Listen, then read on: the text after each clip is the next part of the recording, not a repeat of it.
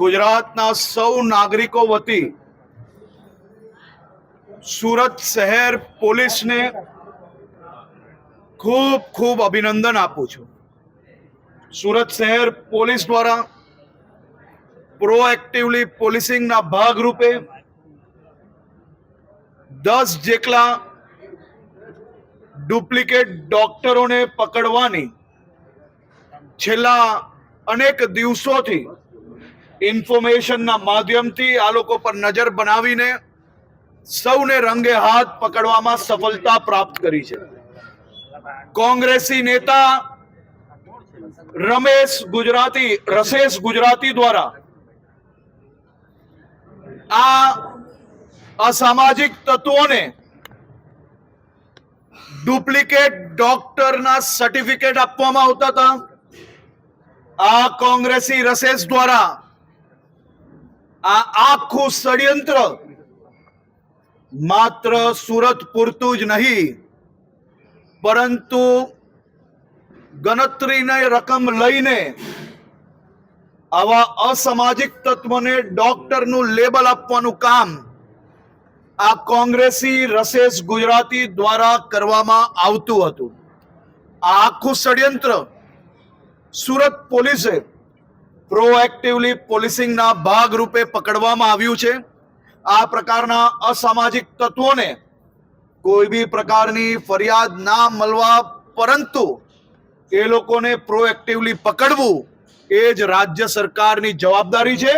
અને આ જવાબદારીના ભાગરૂપે પોલીસ દ્વારા અદ્ભુત કાર્ય કરવામાં આવ્યું છે. તે બદલ હું રાજ્યના સૌ નાગરિકો વતી પોલીસને ખૂબ ખૂબ અભિનંદન આપું છું. સાહેબ, હજી પણ કેટલા ડોક્ટરો છે જે પોતાની હાથે ધમધમાવી રહ્યા છે સુરત અને ગુજરાત? એને ડોક્ટર ના કહેવાય, અને ડોક્ટર હોય તો એને પ્રેક્ટિસ કરવાનો હક હોય. પરંતુ આ પ્રકારના લોકો ચારેય દિશામાં પોલીસ દ્વારા પ્રોએક્ટિવલી કામગીરી કરવામાં આવી રહી છે. આ પ્રકારની ખોટી ડિગ્રી વાળા કોઈ બી લોકો હશે તો તેને જરૂરથી પકડવામાં આવશે.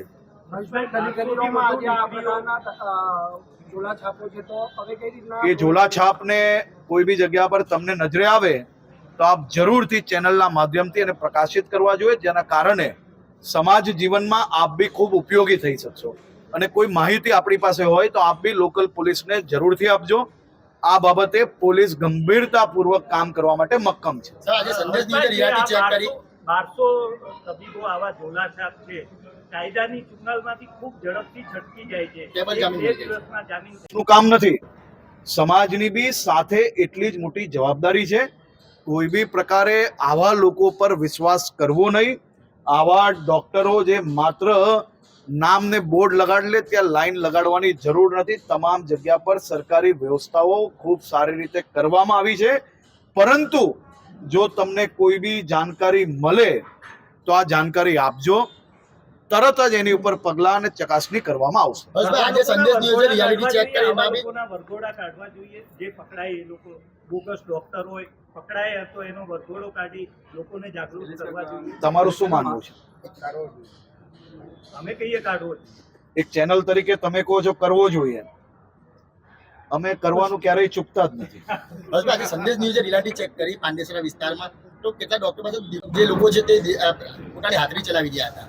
જરૂરથી એ પ્રકારના કોઈ બી દવાખાનાઓ ધ્યાન આવ્યા હશે તો એના ઉપર કામગીરી ચાલુ જ છે, અને જરૂરથી એ લોકો પર બી પગલાં ભરશો. હેમાંગ વસાવડા જે કોંગ્રેસના નેતા છે એમણે કહ્યું હતું કે સ્થાનિક નેતાએ ભલામણ કરી હતી એટલે રસેશ ગુજરાતીને ડોક્ટર સેલના ચેરમેન બનાવ્યા 2019માં. એ કોંગ્રેસના ડોક્ટર સેલના ચેરમેન છે કે નથી, હવે સ્થાનિક કયા નેતા જોડે ભાગીદાર છે એ ચેક કરવાનું કામ કોંગ્રેસનું છે. મારું કામ નથી. અમે તો જરૂરથી પકડશું, કારણ કે રાજ્યના નાગરિકોની સ્વાસ્થ્ય જોડે છેડા કરનાર કોઈ બી લોકો હોય, એ પછી કોઈ બી પાર્ટીના હોય, અમે પ્રોએક્ટિવલી કામ કરીએ જ છે. અમે રાજ્યના નાગરિકોની સુરક્ષા માટે કોઈ બી પ્રકારનું કામ હોય, તમે જોયું હશે કે સાબરકાંઠામાં બીઝેડ નામે ચાલતા જે પોન્જી સ્કીમ છે, કોઈ બી પ્રકારે કોઈ બી છૂટછાટ વગર કોઈ બી ફરિયાદ વગર આ પ્રકારની જે જાણકારી પોલીસને પ્રાપ્ત થઈ તો ભૂપેન્દ્રભાઈ પટેલની સરકાર જ સાહેબ આ કામ કરી શકે. કોઈ બી વ્યક્તિ હોય, કેવા બી વ્યક્તિ હોય, પરંતુ રાજ્યના નાગરિકોને નુકસાન કરતા હોય તો કોઈ નાગરિકની ફરિયાદ વગર બી એના સ્કેમ ધ્યાન પર આવતા મુખ્યમંત્રી શ્રીના માર્ગદર્શનમાં કડકમાં કડક પગલાં સીઆઈડી ક્રાઇમ દ્વારા ભરવામાં આવ્યા છે. આ ભૂપેન્દ્રભાઈ પટેલની સરકાર છે. કોઈ બી હશે, કેટલાય મોટા હશે, રાજ્યના નાગરિકો જોડે નાગરિકોને કોઈ બી પ્રકારે અહિત કરતા હશે તો એને છોડવામાં નહીં આવે.